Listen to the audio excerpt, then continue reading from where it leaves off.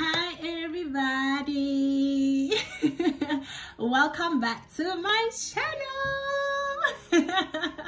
Welcome back to another video, guys. My name is Matsaposioka. For the new subscribers, we welcome you to this lovely prestige place. Welcome, guys. Welcome everyone. Thank you so much for subscribing, to those who have subscribed during the previous video. Welcome to the new subscribers again. Before we go any further, you know what, this is the rule of the house. Please subscribe to my channel. Please hit the like button and comment down below in the comment section and just let me know what you think about today's video. I think this is one you guys are really going to like. It's a, I don't want to call it a story time, but it's along those lines, you know. In one of my videos, I think dating with mental illness, I did mention that you know, there was some things that went down and I promised everyone a story time. So yeah, so today's a bit of a mix. It's not like a story time, but what I'm going to be talking about will be based on personal experience, and I will jump in between that. So yeah, guys, sit back and relax and let's get into it. So today's video, we are going to be talking about well, as you can see, as per the title, it's pretty much about there is purpose to your pain. So I'm just going to mix it up with a bit of my story time, a bit of experience, you know, just to make it a bit relatable to many people. So yeah, that's today's topic. So I really had to put my big girl panties on for this one, okay? I had to make a couple of bargaining with God, you know, prayer sessions where I was bargaining with God and like, God, I don't know if I should talk about that. I'm not ready. I can't. So yeah, I really had to put on my big girl panties for this one because it is obviously something. Well, most of my videos actually are very experience related, but this one is a bit deep, guys. It's a bit saucy. There's a lot of tea in this one. But basically, yes, the bottom line is really that I've learned that everything that we go through in life, there's always purpose to your pain. There's always a reason as to why you go through whatever it is that you're going through, even though in that time it doesn't make sense and you're just like, I just want to get out of this. So yeah, with me basically, where the story time that I promised people basically was about a time in my life. This is one of I think one of the most pivotal moments. You know, we all have those moments in life. We all go through a lot of things, and some will be bigger than other things, but I think this one really shaped a lot of who I am, or who I'm becoming today, or who I've become. So I think this one really was a pivotal moment in my life. It was a pivotal situation in my life.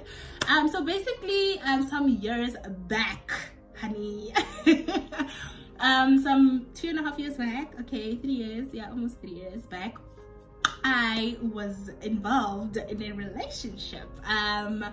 Yes, I was involved in a relationship, and in this relationship, guys, I think I had put out my all. I had really given so much. I was like so excited. I mean, obviously I had voiced out the things that I'd gone through with this person, and I'd said, yo, this is what I've been through. I've got daddy issues. You know, in my previous relationship, I was left because of such and such and such. So basically, like, it felt like this person was my glimmer of hope, that as much as I'd seen men in a certain way, he had come and he was going to be different. You know, he was really cool in the beginning, obviously. So I was like, yes, I'm ready. I'm going into this. I am like throwing myself into it, every part of me. So yeah, it was really like, from my side, it was really a thing of, you know what, let me give it my all. And I did, you know, I didn't really hold back. I gave as much as I could in terms of my love, my time, you know, a lot of things about me I really was willing to sacrifice. Which is obviously a mistake, which I noticed in the future, but anyway. So really, bottom line, or the bottom line of this situation, so I don't drag this out long, is that I gave and gave and gave, and I loved and loved and loved, which is not a bad thing at all. But okay, so let me story time it a bit. I'm a bit nervous, guys. This is like so deep. But let me story time it a bit. So basically, we were together from December, right? I think we made things official in December. So December we were together, January we were together. So January I met his family, you know. Okay, let me give him a name. Obviously not his name because I need to protect his identity also.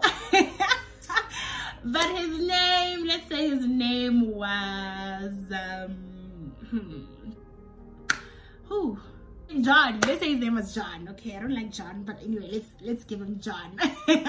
So yeah, I met John's family in January and it was amazing. It was really good. Like, I felt a bit like, oh my gosh, am I ready for that step? I mean, we've just been together for like what, a month and a half now. What if it's too soon? But I thought, you know what, I'm so in love, guys. I'm so in love, and I was like, you know what, let me just do it. So I met his family. They were really cool. They welcomed me. It was, you know, it was great. Then February, the relationship was okay.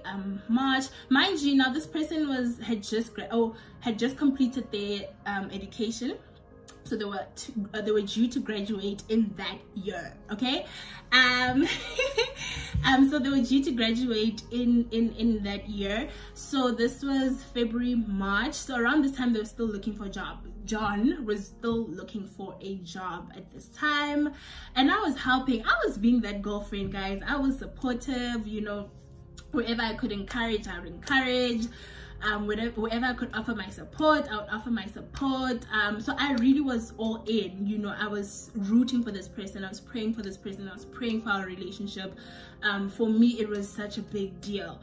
So then that was March. April, come April, they get a job and they were graduating that month. So John, I don't know, I keep referring to him as a collective when I've given him a pseudonym. But anyway, John was graduating in April of that year, and so he graduated, I think, on the 10th or something of April, but he got a job which he started on the 1st of April. And I remember I said to him, guys, I said to John that, you know what, I think I was an understanding girl. Like, there's another YouTuber who tends to use the word cool girl, I think. Yeah, you know, I was a cool girl, guys. I was very understanding. So I remember saying to him when we got the news that he got the job, that I am so excited for you. And there was a time I was very worried, actually, that you know, like, what if you forget about me, you don't want me anymore because now you've got your job, so you don't need me. And he was like, no, don't worry, that's not gonna happen. And a few days after that, like when it was official, I said to him that, you know what, please don't stress that now you have to do things for me because you've got a job. I'm not your responsibility yet, so don't worry, do your own things, build yourself, save your money, do whatever you need to do with it. So I was not even about that, like, oh my gosh, now I'm gonna be spoiled, it's my time, yay. No, that was not my chat. So that was in April. Yeah, so in April he started his job, and then he graduated as well, and things started changing. Like in that month, things were very different, guys. Like I just saw a different side to him, a different side to the relationship, rather, let me put it like that. And I wasn't too stressed because I knew that now that he has a job, obviously we can't talk all day long, you know, the dynamic of the relationship will kind of shift in a way. So I understood that you know, I shouldn't take it too hard. I thought this is something normal that relationships or people in relationships go through, so I wasn't too like stressed about it. But as time went, I think it started to just become a bit too much. Like there was a distance, there was a pull, and I couldn't understand why, you know. So okay, so come 29 April of that year, and so I think we had fought the previous night, so we're supposed to meet on the following day to just talk about things and just fix things. But the fight wasn't even that deep. It wasn't like, you know, that kind of fight. And we never really had fights in our relationship, mind you. We never had those fights where we're just not talking to each other, no. So he was supposed to come over to my place on the 29th of April, was a Sunday, of which he did. He was a bit late. And then so he was late and I was a bit frustrated obviously with that. And I remember he posted a status like an emoji. It's so crazy how, like, guys, when you pain, literally, like, you know what, with pain, you remember the details as it was. Literally, you can play it back in your head like a movie. So it's so weird that I remember that he posted a status of a sad emoji, but somehow I do. So you remember everything like it had just happened yesterday. So anyway, so yes, he posted that status with a sad face, whatever. So I knew that there was something in that was just a bit like off. I couldn't put my finger around it, but I knew that something was off. Okay, no problem. So he pulls through, guys, and then he's just different. He's just like, yo, I can't, like, we're talking there. And I could tell that, like, I didn't want to believe it, but I could tell that something is just off, you know. And I was kind of waiting for it, because I think when you've gone through life experiencing rejection, when it's about to come, even though you don't want to believe that it's coming, you kind of just know. So he says to me, look, Tepi, I can't do this anymore. I can't. The emotional support has just become too much for me. Okay, so just to give you guys context on this, in that year I was not in school. I was due to start school the following semester, and this was obviously in the first semester. And I was looking for a job, because I was just like, I'm the kind of person that I hate being idle. I hate not having anything to do. I hate feeling like I'm just stuck and I'm so stagnant. So I was just in a very frustrated period, and he was too, because I mean, he was looking for a job and whatever. So I was just constantly just like, yo, I'm applying, I can't find anything, and that really stressed me out. I had moments where it would really be so heavy on me, like I would be sad, you know, I would have those moments of feeling like I'm depressed, or being depressed rather. So I think that's what he was referring to. Anyway, so he's like, yeah, Matabo, the emotional support is just too much for me. I just can't. I can't do it. And guys, I was so shocked. Like, I was so shocked. I genuinely couldn't believe it. I was like, oh my goodness. Like, no, you can't be doing this. You can't be doing this. Mind you, this is a relationship that I was so, like, public about. Like, I posted. I was excited. I told everyone, like, this was, like, my fairy tale, my happy ending. So I couldn't believe it in that moment. It literally felt like my whole world came crashing down. And I think if you've been through heartbreak, you understand this. And guys, guys, I can't even. Yeah, girl, the shock. It wasn't even me, guys. It is not me. It is not me. The shock literally brought me to my knees, honey. Like, I was down on my knees, okay? I'm not proud of it, but okay. I was down on my knees, guys. I was like, you can't do this to me. It's me, okay? It's me. I don't know who you've been listening to, what they've been saying to you, but it is me, okay? Like, you guys know that scene from what's this movie called? Diary of a Mad Black Woman. You guys know that scene. That scene in the beginning there when this woman was just like, no, Charles. So that was me with John. I was like, no, John, you can't do this to me. I don't know who you've been talking to. Like, look at me, okay? Look at me. It's me. It's me. It's me. It's me, Matabo. I don't know who you've been talking to, but please just don't do this. Like, so I'm there, guys. I'm on my knees. I'm crying. Like, I'm a mess. Nothing I said to this man made him change his mind. Like, nothing I could say to him made him change his mind. He was settled on the fact that, no, Matabo, I do not want to be with you anymore. I can't do this anymore. I'm not happy. So yeah, I remember very clearly reaching a point. I think he came around 1:30. He left at 4.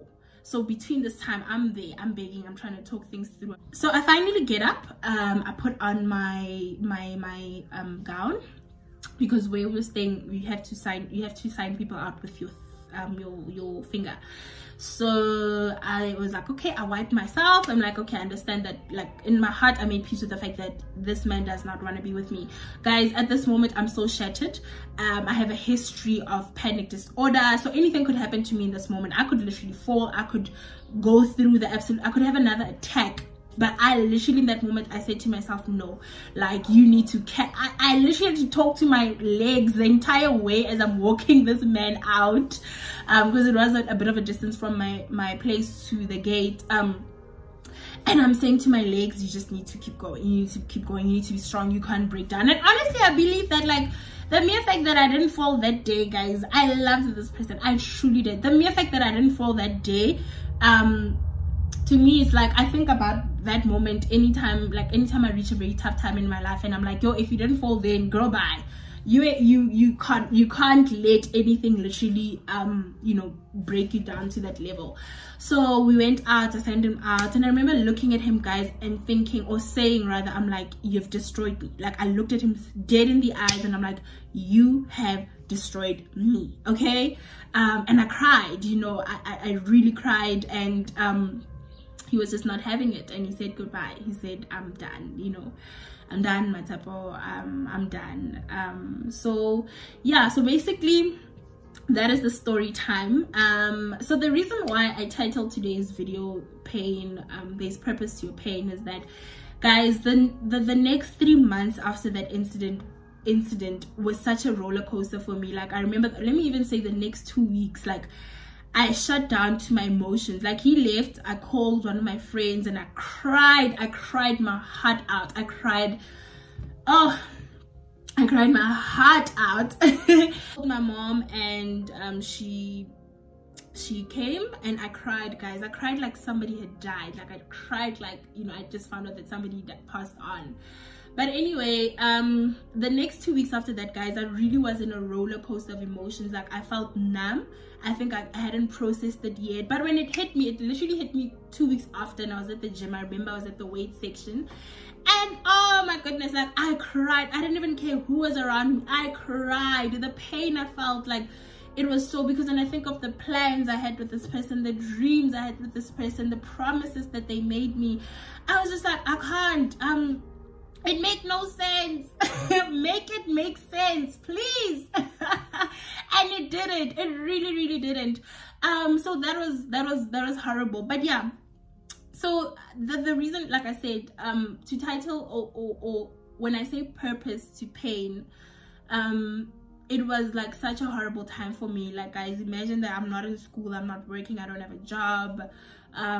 You know, I felt that I had sacrificed. I'll be very honest and say, I do feel like I was sacrificing so much of myself and of my dreams, which is a mistake a lot of us women do, to accommodate yourself to a man's plan, you know, and a man's vision. You know, I do believe that with the right one, both your visions will be in alignment. You know, you won't have to kind of let go of what your vision is to kind of jump onto what his vision is, or vice versa. Like, you guys will be aligned. Your purpose will be aligned, even if it's not particularly the same, but it will be aligned. Like, you will never have to let go of yourself. So I think that is one of the biggest mistakes that I really had made in the relationship. But I went through so much. Like, I always tell people that I feel like it was left, this much was left before I would start picking up papers on the floor. Like, I almost went crazy. But there was so much purpose in that, because had I not gone through that, I wouldn't have known that, you know, I need to find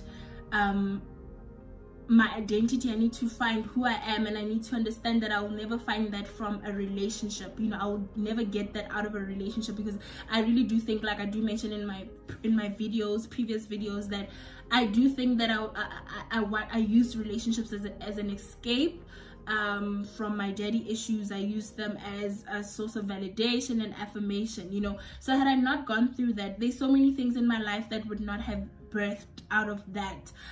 For example, TRR, Treasure No Ruin, my NPO, I started in September of that year. The breakup was in April, and when I started it, like my main vision behind it was I wanted the young girl, I wanted the woman actually to see value in herself. You know, I wanted her to know that even if her circumstance is dark and her circumstances are ruined, like, she is treasure, you know. And I don't think I would have done that. I don't think I would have had the courage to do that had I not gone through that situation which broke me to my core. You know, it made me feel so, like, it literally added on to my feelings of constant rejection and unworthiness and like and being unlovable, you know. So had I not gone through that, I wouldn't have been able to take my pain and direct it into something positive and say, you know what, I want women, I want girls to know how valuable they are, you know. I want them to know how important they are. I want them to take care of themselves, you know. I want to tell a 15-year-old girl, you know, who's gone through what I'm going through or what I've went through, that hey, you know, there's better, you know, love yourself and take care of yourself. So honestly, TRR, which is honestly my heart, like TRR is my heart, it is my heart and soul. I'm so glad when I look at how we've evolved, how we've included boys as well, because they're important too. I think in life and society we do coexist, you know. So I love how we've evolved, and there's so much that we've done, and all of that wouldn't have happened, like one of the beneficiaries we have now wouldn't have the support that they have had it not been for me maybe having gone through what I went through and saying I'm gonna rise up from that and do something out of it, you know. Events by Tepi wouldn't have been, you know, or wouldn't have grown into what it is today, because I think I would have allowed myself to dip further into complacency, you know, because I was not, because our visions with this person or our purpose was not aligned, and I was so focused on fitting myself into who they are and the plan that they say they have for us, that I would not I would have probably slipped into further complacency. Like I would have sacrificed more of myself, you know, more of my dreams, more of my passions, you know. I don't think I would have evolved and developed into the woman that I'm becoming today, you know. So I wouldn't have grown or had the courage to actually invest in my idea, because I'd had this event. I've always had passion for events, but I wouldn't have had the drive to invest in my business and say, you know what, I'm gonna make it something, I'm gonna do something out of this passion, I'm gonna push it beyond what it, you know, what I have in my mind. I'm literally gonna make that vision come to life and bring it up to so much more. I would not have, probably would have not have had that drive had I not gone through that situation, which put me in that pain to understand that, girl, I don't want to say you're on your own, but you are on your own, you know, not in a negative way, like nobody cares about you, no, but as in you are in charge of your future, you are in charge of, or you're responsible to make your dreams come alive. You're responsible to ensure that you evolve and develop into an amazing person who can touch other people and serve significantly, live a life of significance through service. That's something I heard while watching one of the motivational videos by Oprah, you know, Oprah. I loved it, you know. So I wouldn't have, you know, decided to lead a life of significance through service, you know. So there was so much purpose in that pain, and I speak of that because so many things, guys, I'm so honest right now, so many things have been birthed out of what I went through, you know. So many beautiful things have risen, you know. I was able to kind of also realize with time and with healing that I'm destined for so much greatness. I'm destined for so much more, you know. So I do believe truly, guys, that in life we go through so many situations that are horrible. Like there's so many people going through the most horrible situations you can ever imagine, but there is purpose from that. I believe that God really truly can use our pain to elevate us, you know. Sarah Jakes Roberts often, I heard a message by her the other day, and she was talking about how there's some people that are assigned to your destiny, you know, and you will relate with them. You'll be able to kind of touch or give them a touch from God based on what you've gone through, based on your pain, you know, because they relate, because they see how you've gone through something that is so horrible, but yet you have risen up from that, you know. So I do truly believe that God uses our pain to elevate us. So anyway, the one way that I'll truly say has kept me in most of my seasons where I've experienced extreme pain and harsh conditions is God. Like I've always kind of put my feet on the ground and cried out to God and say, yo, it is too much for me, it is too heavy, I can't do this, it's a lot, you know. And I think in every situation God has really carried me. He's been strong for me, you know. In moments where I felt weak, I knew that God could step in and be strong for me. You know, I knew that that's where my strength ended, and that's where God can come in and do what he can truly do. So I cried and I prayed and I listened to worship music that really touched my soul. So I do believe that in life we go through all of these things which are horrible, but they're meant to shape us, guys. They shape our destiny, they shape our tomorrow, because when you stand up and you tell your story, someone will be touched by that, someone will be saved by that. You could literally be saving a life, you could be giving someone hope. So let's not run away from pain. Let's learn how to process pain. Let's learn how to feel it. You know, let's have the emotional intelligence to feel pain and not suppress it, you know, because so many beautiful things will be birthed out of that. I heard a speaker say the other day, in order for the butterfly to come, the caterpillar has to die. You know, for the butterfly to come about, the caterpillar stage has to literally phase out. So I really do believe that in life, that's truly how it goes, that when you go through stuff, in order for you to become this butterfly and to blossom and to flourish, there's a process that must have happened. You know, there's a process of pain, of transformation that must have happened in order for you to get to that phase. So let's not run away from it.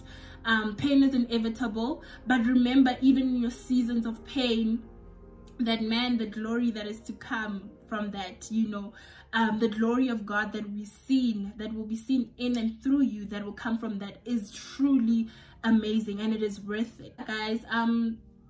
Before I leave, I just want to leave with another scripture, because I think you know, there's so much power in going back, referring everything you say back to the word of the Lord. Okay, so the scripture that resonates with my heart that I'd like to share with you guys from today's scripture is in 2 Corinthians 12 verse 8 to 10. Sorry, so 2 Corinthians 12 verse 8 to 10. It reads, 3 different times I begged the Lord to take it away. Each time he said, my grace is all you need.